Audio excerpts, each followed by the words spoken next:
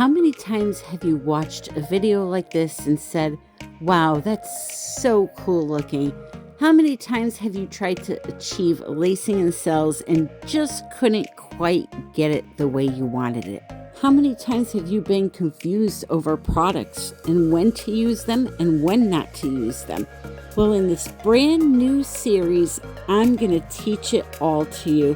We're going to go from the bottom up to the top in Beyond the Canvas. This series is all about thinning acrylic paints the right way with the right products and really understanding why you're doing what you're doing. So sit back, relax, and let's get started.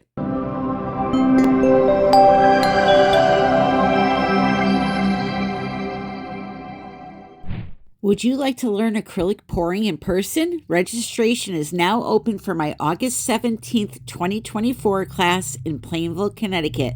Learn all about pouring mediums, paint consistency, techniques, compositions, using tools, and so much more. If you are interested in attending, send me an email, artbytammy@yahoo.com, and I'll send you out the information.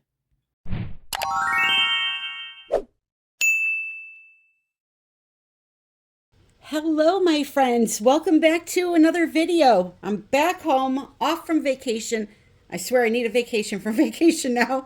I'm just never happy. But anyway, thank you for joining me. So today starts a new series called Beyond the Canvas. And what this is I'm going to take you through step by step every week the best recipes to use for which techniques, what you can accomplish by using these ingredients together, and hopefully simplify it a little bit for the beginners out there, because it can be so overwhelming with all of these different products and, layering this way and not using the Floetrol in this recipe. There's just so many confusing videos out there. So I'm going to try to do a series that kind of simplifies it. Each week I'll use a different product, tell you what you can achieve with that product, what kind of techniques you can do with that product, and most importantly, show you how to thin the paints with the product. So for this week, I'm going to start off with the most popular product there is out there to use for acrylic pouring, and that would be just some good old American Floetrol that you buy at Lowe's or Home Depot. You can get it on Amazon, hardware stores. That you can find it all over the place.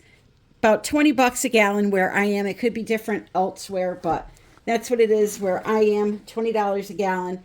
And it's literally a perfect product for the beginner, and this is why. In the last few videos of mine, I have shown you a little trick to help you figure out what the right consistency is for acrylic pouring. So many times when I have classes, the people come, I have them mix up the paints to what they think is the right consistency, and it's 9 times out of 10 off.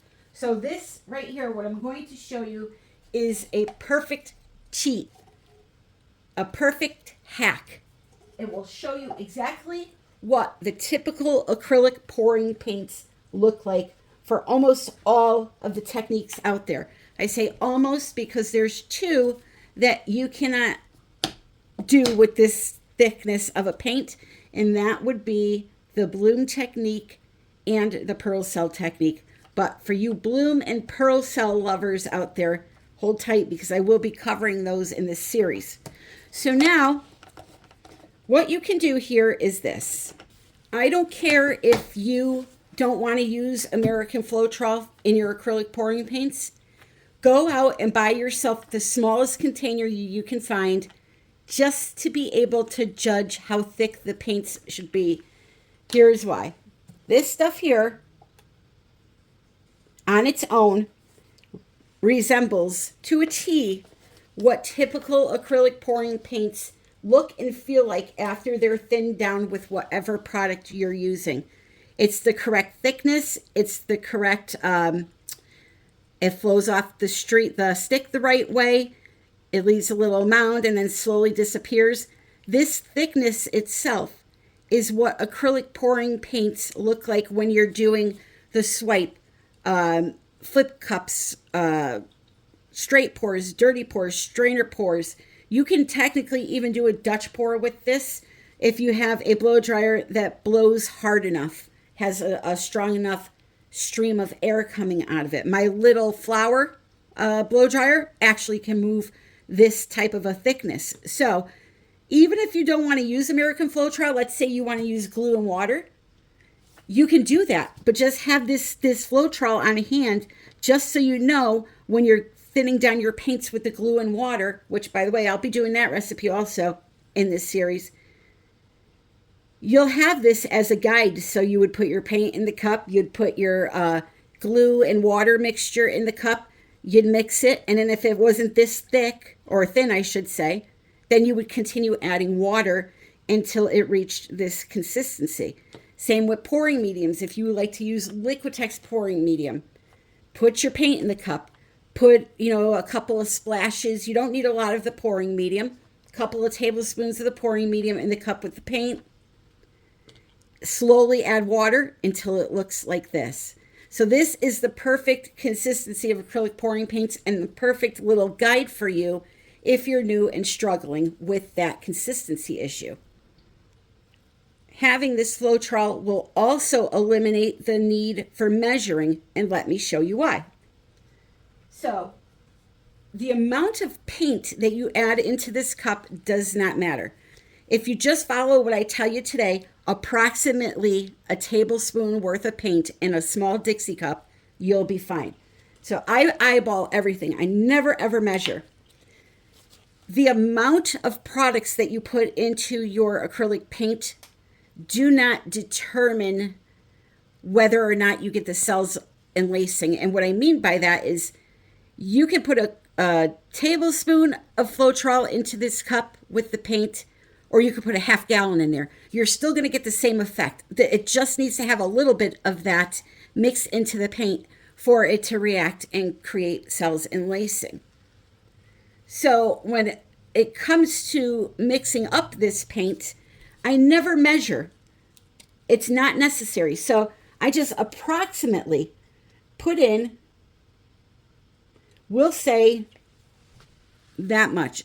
So maybe a level tablespoon, the size of a very large grape, okay, or a large cherry tomato.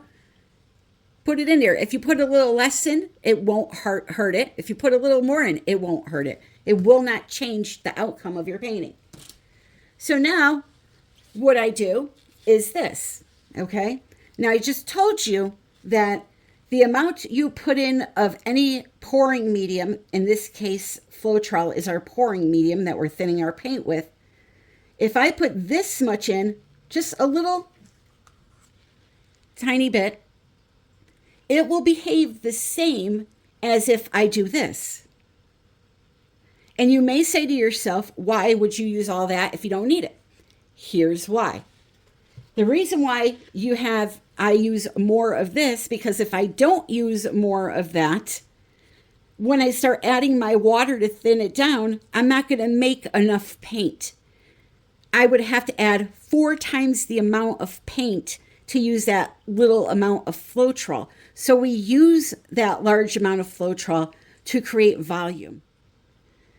So by adding that, once I mix these two together and start adding my water to thin it, I'm going to end up with double the amount of fluid paint that I would if I had only added a little tiny drip of this. But again, if you want to use more paint and less Floetrol, that's absolutely fine. It may be a little more pricey to pour that way, but it's absolutely doable. People use only water and paint to pour paint, and it's absolutely doable. But you have to use a lot more of your expensive paint. So I'd rather use the $20 a gallon jug of Floetrol versus my expensive tube of paint. So now I've gone and mixed these two together. And because now remember, this is the perfect consistency. But because I've gone and added a product into it that's thick, it's going to make it too thick to pour with. So we have to add water. So once we mix those two together, we're going to add water to thin it down. Now, technically, it is flowing off the stick, but it's just a little too thick still. Like the mound is disappearing or vanishing a lot slower than what it does here. This one goes away pretty quick. This one here is just a little bit thicker, and it goes off the stick a little slower. So we'll add some water to that, and we'll get it to match what this thickness is. However, let me tell you this. Let's say you're making paint and you just mix those two together, and you realize when you add your water, which is not going to be a lot, it's not going to be the full cup of blue that you need. You can absolutely go ahead and add some more in, just like that. And now I have a full cup of paint. See that? Still the same color. Didn't lighten it or anything. Floetrol dries 99% clear. It's got a little tiny haze to it, but mostly it dries clear. So if you add it to a color and it looks a little lighter, have no fear. Once the painting dries, it will come back to its original color. But anyway, I made a little more there because that was not going to be enough for my pour. Measurements do not matter. This is my whole point. Sometimes I jumble my words. I'm try to get my point across, but measurements do not matter. You can add a little bit of paint and a lot of Floetrol. You can add a lot of paint and a little Floetrol, and then just thin it down with the water until it looks like this plain Floetrol flowing off the stick. So as for that one, I do need to add a few drops of water. 1, 2, 3, 4, 5. 5 drops. Nothing major, but it will make a difference. That little tiny bit will make a difference. So now I'll check it, and it's flowing much quicker than it was before, and the mound is disappearing very quick. Okay? So that is how I'm going to thin down my paints today. It's very straightforward, this recipe. If you use paints mixed with Floetrol, you will create some cells and lacing. I say some because there's a way to get even more. The way to get even more cells and lacing is by adding in a metallic color. So the most popular one would be 24 karat gold by Deco Art. I don't know what's in the base of this. It looks like some kind of a oil or a varnish maybe. It creates cells and lacing when it mixes in with these other products, the paints and the different brands of paints and the Floetrol. So by adding just a little bit of this into your pour, you're going to get bursting cells and lacing. It's going to help a lot. How you mix up this is like this. Again, without measuring. I'm going to just pour some of this into the cup.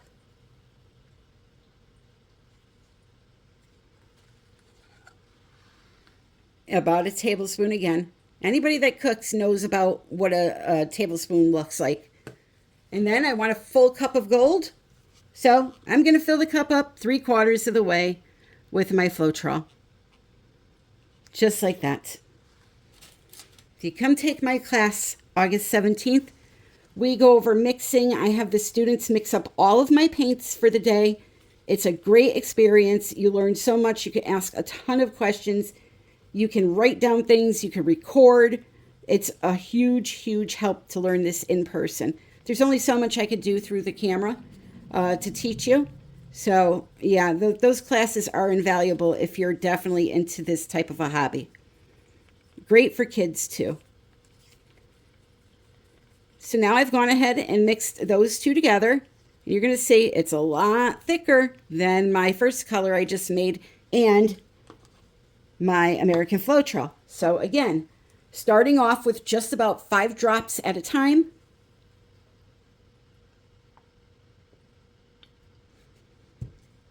I'll mix it in, and then I'll test it against my Floetrol. If it still feels thicker, I'll keep adding water.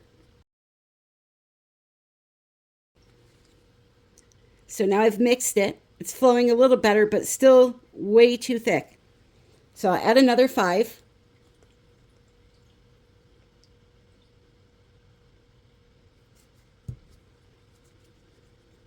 Mix them together. And then I'm going to tell you a little secret about metallics that will help you. So the issue with the metallics is they have metal flakes in them. They have mica flakes in them to make them shiny. That's why they're metallics. Those mica flakes give you a false sense of it being thicker. So with a metallic, you have to look at the flow specifically. Remember I told you, feel the flow trawl, look at how it flows off the stick, and that's what you want your colors to be like. With metallics, you don't want to feel it. You want to watch the flow. See how it's still very slow? So it's still too thick. Again, because those mica flakes are in there, it's always going to feel more fluffier almost than your regular colors. So just look at the flow. And by the way, if it's a little thicker than the rest of your colors, it's not going to make a difference.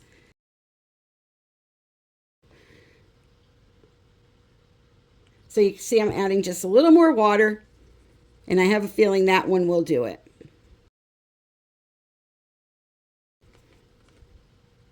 Perfect.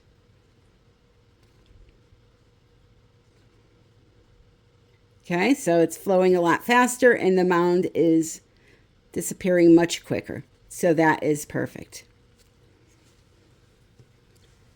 This recipe is going to be good for all of your basic acrylic pours. If it's not named the bloom technique, the pearl cell technique, those are the only 2 you need to worry about that you can't do with this. Any other one, there's hundreds out there, you can do with this, including the popular swipes, flip cups, dirty pours, Dutch pours, strainer pours, all those things, okay? Ribbon pours, all of them. As long as it doesn't have the name, those 2 names that I mentioned, you're going to pour paint successfully with this type of consistency and this type of recipe. The recipe itself will give you cells, lacing, and just be a gorgeous painting. So now what I'm going to do is mix up all of my colors, and we're going to test that out on a canvas.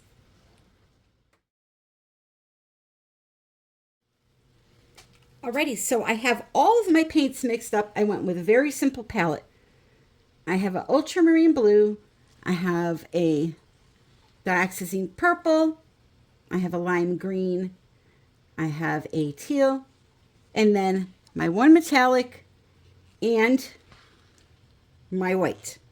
Amsterdam for all except for this one, which is the 24 karat gold. And now what I'm going to do is I'm just going to go buck wild. I don't know what kind of movements I'm going to do with my hand. I'm just going to go with the flow, literally, and do what intuition tells me to do while I'm doing it. So to layer the colors, there's one simple thing you need to remember. With the metallic paint, you always want to make sure it's sandwiched in between 2 colors. You don't want it to go into the cup first, and you don't want it to go in last, because then it will be either on the bottom or the top of your puddle when you pour it. You always want to have it in between a color. This way it could churn with these colors, and it will produce those beautiful cells and lacing. So here's a typical dirty pour, okay? You're going to put some white into your cup. I always just start off with a little bit on the bottom of the cup. And then what I will do is I will start pouring colors in. So let's see. From up high. And just rotate them how I think they would look good. You want to try to keep purple and green away from each other because they can create mud. So this would be a good time for me to put in my gold right into the center of that purple. Go with blue next. And then put some green into that blue. When you're doing a cup like this, there's a chance the purple and green will mix together anyway. but it will lessen the chance. Like if I were to just do a green and purple pour, it would be probably a mess at the end because they do tend to muddy a lot. But yeah. So now just put a little more white there. And then we'll start all over again.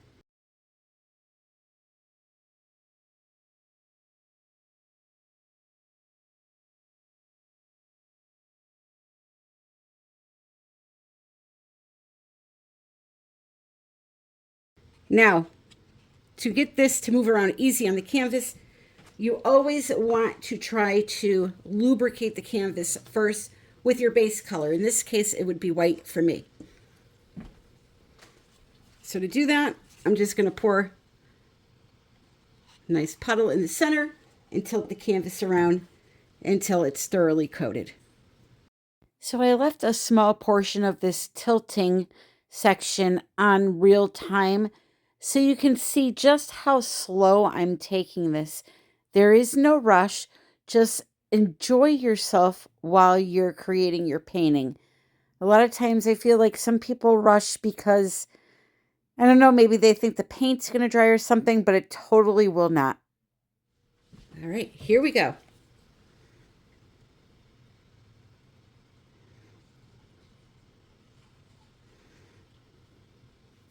You can see we're already getting some beautiful cells and lacing. And can I just show you the inside of this cup? What? Look at that. All those cells in there. I don't know if you could see them or not. So now, let's see here.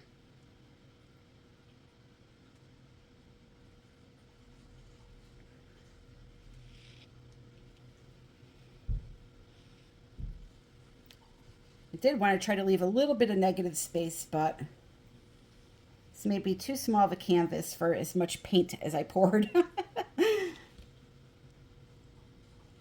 But look at that beautiful contour of the lines.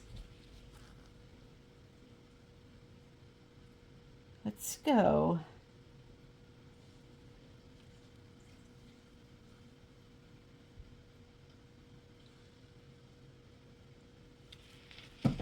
That.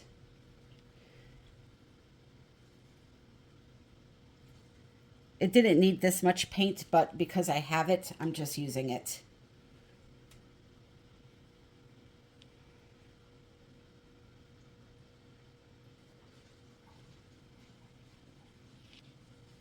Right, I think I'll stop right there. This is another area where you really want to take your time. Take a look at your painting before you start to tilt it. Identify the areas that you may not like that you can tilt off and save the areas that you do like. But again, there's plenty of time, so take your time. Enjoy the process, and you'll end up with a painting that makes you very happy. All right, so you're seeing I'm getting some beautiful cells up here, so I have to be very careful how I tilt here because I don't want to lose my favorite bits. But we do need to tilt because we have a little too much paint on the canvas.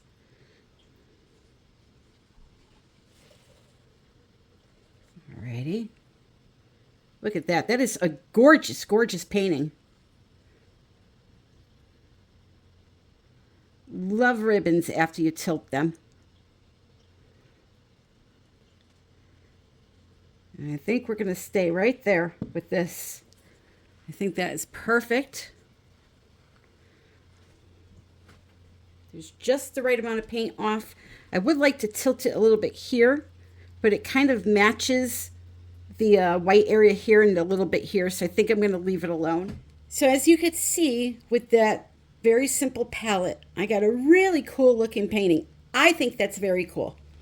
So now if you want to torch, you can. Sometimes, however, though, if you torch right after you mix the paints, and actually I'm going to take that back. Not sometimes, all the time.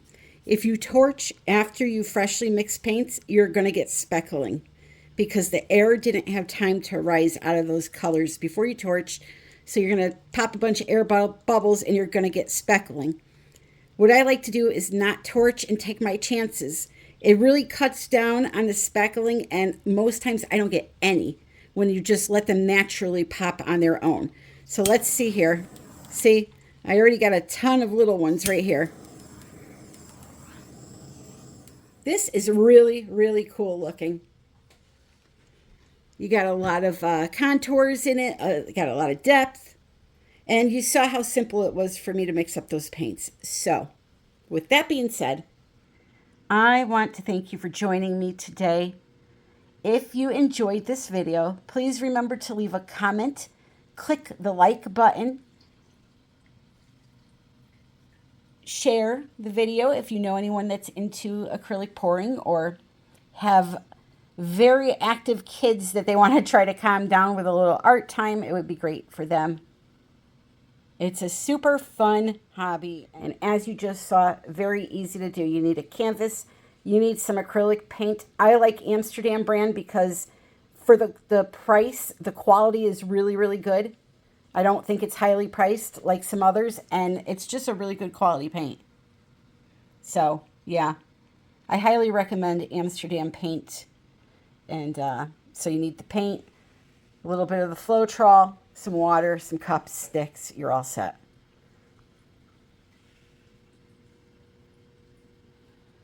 Let me give you a little flash here. So you can see all the shimmer. It's very, very pretty. And yeah, that's it. I love you all. I want to thank you so very much for joining me. And until next Sunday, 3:30 p.m. Eastern Standard Time, happy pouring.